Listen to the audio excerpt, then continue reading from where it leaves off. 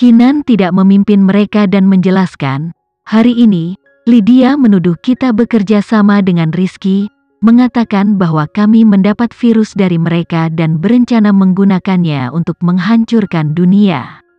Hanya kelompok Rizky yang cukup mampu menciptakan virus seperti itu." Tuduhannya memang mengingatkanku, mungkin virus ini memang berasal dari mereka. "Mustahil," Sam segera membalas. "Rizky dan yang lainnya tidak akan secara aktif membahayakan dunia ini." "Itu benar, aku juga tidak berpikir mereka seburuk itu." Jessie mengangguk. Leo mengerutkan kening pada kesederhanaan pikiran mereka dan menghela nafas tak berdaya. Kinan tidak mengatakan mereka yang melepaskannya, tetapi mereka terkait dengannya. Mungkin mereka dimanfaatkan. Ini sangat mungkin. Lagi pula, dalih yang digunakan untuk membawa mereka pergi benar-benar gila. Sam Richard merasa cemas dan marah memikirkan hal ini. Jika ini benar-benar terkait dengan mereka, lalu apa yang dilakukan PBB? Mengapa mereka melakukan ini? Apakah mereka kehilangan akal? Beberapa dari mereka merasa ketakutan menggelegak di dalam diri mereka. Masalah ini tampaknya lebih rumit dan licik dari yang mereka kira. Kinan tidak menjawab dan fokus pada pekerjaannya. Dia melakukan ini selama 2 hari berturut-turut. Banyak hal yang terjadi dalam 2 hari ini. Misalnya, Lydia berhenti mencari masalah dengan Kinan, dan sebaliknya, dia mulai melakukan pekerjaan amal. Dia akan mengunjungi pasien setiap hari dan menawarkan ide untuk meningkatkan layanan medis. Dia bahkan membuat iklan publik untuk menenangkan publik dan mengajari mereka bagaimana tetap bebas dari infeksi. Dia bahkan membantu Departemen Luar Negeri mengatasi tekanan dari negara lain dengan menarik bantuan dari PBB. Dia bahkan berani menghadapi kemungkinan infeksi untuk secara pribadi merawat seorang gadis kecil yang terinfeksi. Keluarga Gustama awalnya adalah keluarga terkenal di kota A. Bagaimanapun juga, ayah Lydia pernah menjadi calon presiden yang disukai. Selain itu, Lydia masih muda, lajang dan telah mengabdikan hidupnya untuk pekerjaan internasional di PBB. Keterlibatan pribadinya dalam krisis virus membuat namanya dikenal melalui negara ini. Semua orang menyukai wanita ini. Citranya yang kuat dan baik hati memenangkan banyak hati. Hanya dalam 2 hari, dunia luar tampaknya telah berubah. Lydia melonjak menjadi anggota politik paling terkenal di negara itu. Pada saat yang sama, kondisi Vano terus memburuk. Virus itu menakutkan. Jika tidak dikendalikan, tingkat kematiannya akan sangat tinggi. Kondisi mereka yang bertahan hingga saat itu semakin memburuk. Ini termasuk Vano. Berita datang dari Lucky yang mengatakan dia telah menghabiskan sepanjang hari masuk dan keluar dari kesadaran dan tampak sangat kesakitan.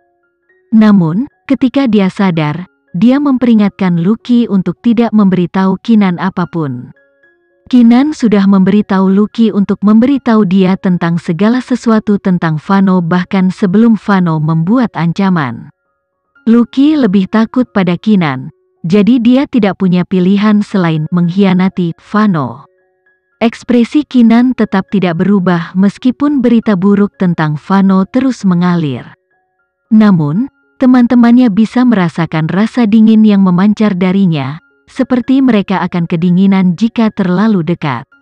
Apa yang benar-benar mengesankan teman-temannya adalah dia terus mengerjakan pen drive, tampaknya tidak ada yang bisa menjauhkannya dari misi. Namun, terlihat bahwa dia telah menambah kecepatannya. Dia tidak menutup matanya selama 2 hari, bahkan istirahatnya tidak berlangsung lebih dari 10 menit. Tekad ini adalah sesuatu yang belum pernah disaksikan teman-temannya sebelumnya. Setelah mengenalnya begitu lama, mereka mengira mereka telah menyaksikan batas kemampuannya, tetapi dia terus mengejutkan mereka berkali-kali. Itu seperti kumpulan kekuatannya tidak ada habisnya dan tidak terbatas. Tampilan yang begitu mengesankan membuat mereka mengaguminya dan menghargainya. Itu juga mengipasi kebencian mereka terhadap pelaku sebenarnya yang telah merilis virus. Mereka sebaiknya tidak membiarkan mereka mencari tahu siapa itu, atau mereka akan memotongnya menjadi beberapa bagian. Tidak hanya mereka, seluruh negara tidak akan memaafkan pelaku yang sebenarnya karena jumlah kematian terus meningkat, dan mayoritas dari mereka berasal dari negara ini. Ini berarti bahwa ada kematian orang asing juga. Dengan negara W memimpin serangan, mereka terus menekan negara ini. Bahkan warga yang paling bodoh pun dapat melihat bahwa mereka menggunakan ini sebagai alasan untuk menekan, terutama karena presiden juga jatuh sakit. Bukan berita baru bahwa negara-negara ini tertarik untuk mengklaim negara ini sebagai milik mereka. Tentu saja, mereka akan menyerah pada kesempatan yang begitu sempurna. Mereka memulai rencana mereka, pertama dengan memperkenalkan embargo ekonomi dan dengan melakukan serangkaian praktik militer. Petunjuknya sangat jelas. Tidak ada yang mengira wabah virus dapat menyebabkan kemungkinan perang. Negara ini tampaknya berada di ambang kehancuran. Hal yang paling membuat Jesse khawatir adalah sudah ada suara yang mengkritik Kinan dan Galaxy Academy. Mereka mengatakan ini disebabkan oleh Olimpiade Akademik.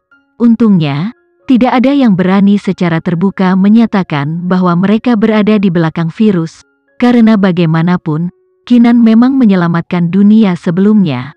Semua orang percaya dia adalah orang yang baik. Mereka hanya menuntut penjelasan karena virus ini memang bermula dari akademi.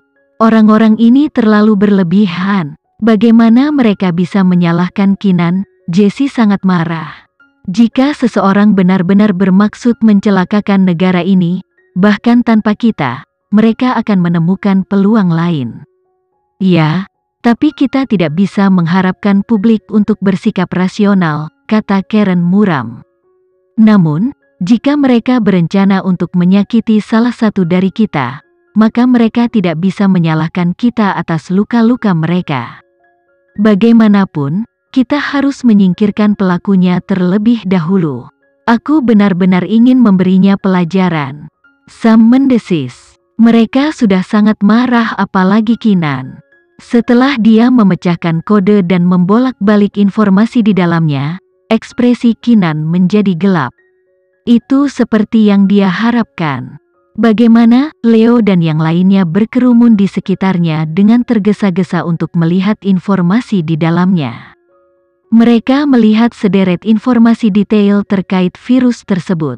Ini tidak hanya mencatat asal virus, tetapi juga komposisi struktural dan penyembuhannya.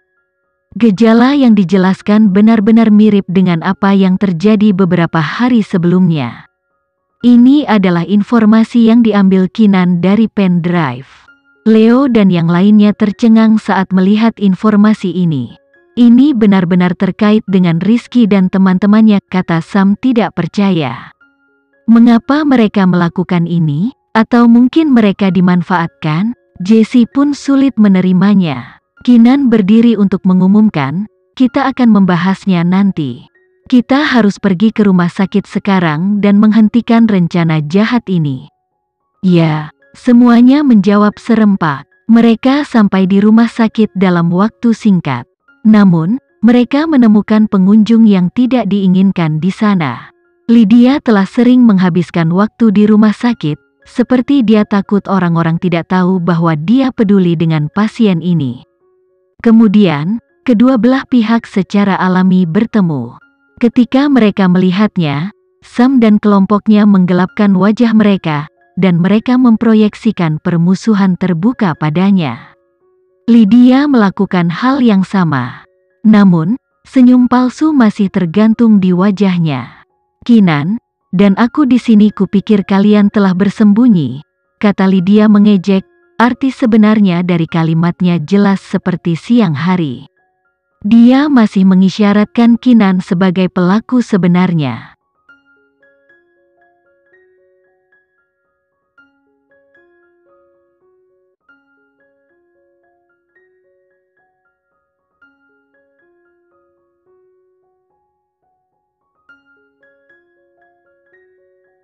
Sekian dulu ya video kali ini, kita lanjutkan lagi videonya di lain waktu. Oh iya, bagaimana menurut kalian? Semoga bisa sedikit menghibur kalian semua. Untuk teman-teman yang baru nonton jangan lupa subscribe ya hehehe. Dan kalau teman-teman ada yang ingin gabung langganan bisa langsung gabung saja untuk dapat fitur yang menarik dan sedikit membantu Mimin. Terima kasih banyak sudah menonton, sampai jumpa lagi, bye bye bye.